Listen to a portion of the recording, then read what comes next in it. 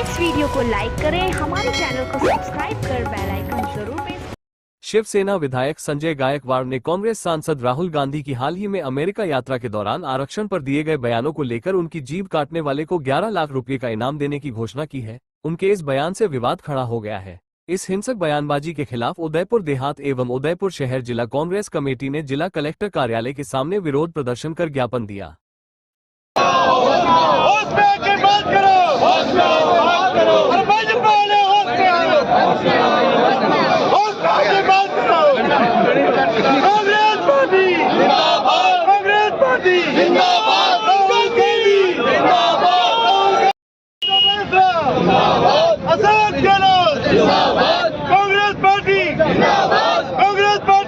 जी बताएं। हमारे नेता राहुल गांधी जिन बीजेपी के गुंडों द्वारा गालियां दी जा रही है,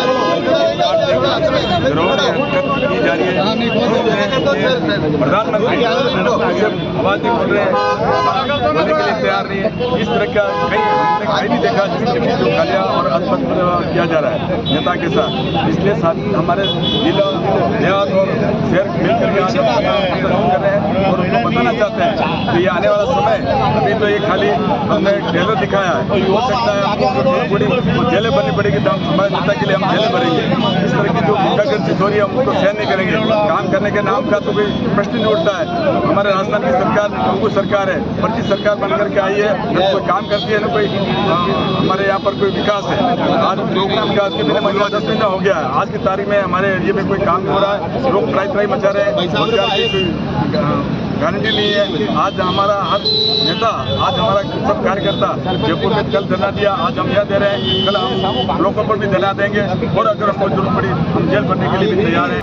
आज उदयपुर शहर और देहात कांग्रेस कमेटी द्वारा जिस तरह से हमारे नेता राहुल गांधी जी के लिए अब गए, जो महाराष्ट्र विधायक गायकवाड़ ने जिस तरह से बयानबाजी करी कि राहुल गांधी जी के बारे में कहा कि उनकी जीवान काट कर लाके देने वाले को 11 लाख रुपए देने। इसी तरह से मोदी सरकार के जो मंत्री हैं, जो कभी कांग्रेस में थे और हार कर गए, और मोदी ने जिस व्यक्ति को मंत्री पद इनाम में दिया है, वो आज राहुल गांधी जी के लिए आतंकवादी शब्द का प्रयोग कर रहे हैं।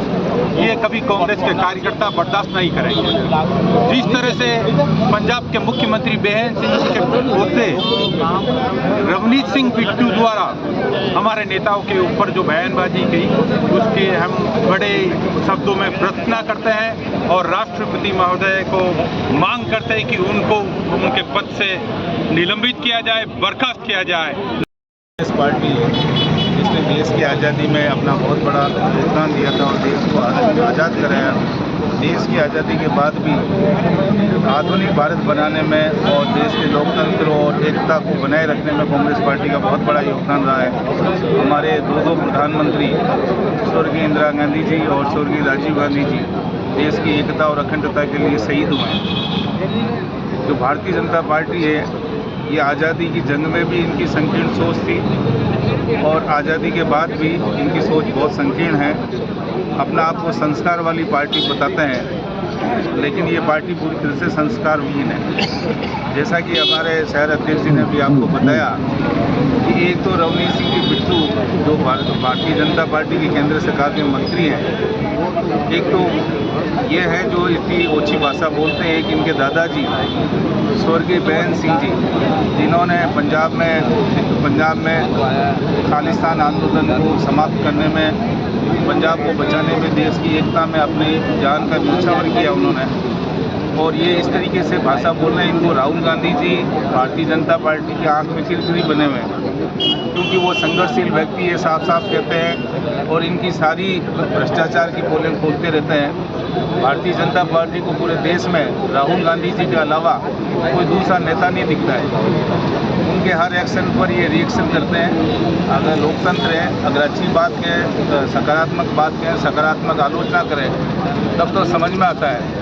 अब उनको आतंकी कह रहे हैं, जिनके पिताजी और जिनकी दादी जी देश के लिए शहीद हुई हैं, ऐसे व्यक्ति को ये आतंकी कह रहे हैं। ये लोग ये कहते हैं कि ये आतंकी हैं, देश के बाहर जाकर आरक्षण को समाप्त करने की बात करते हैं। राहुल गांधी जी ने कभी आरक्षण को समाप्त करने की बात नहीं की। उन्होंने वही बात की जो बाबा साहब ने अपने संविधान लिखते समय की थी कि देश में आरक्षण तब तक समाप्त नहीं हो सकता जब तक कि बराबरी का दर्जा SC/ST के लोगों को नहीं मिले।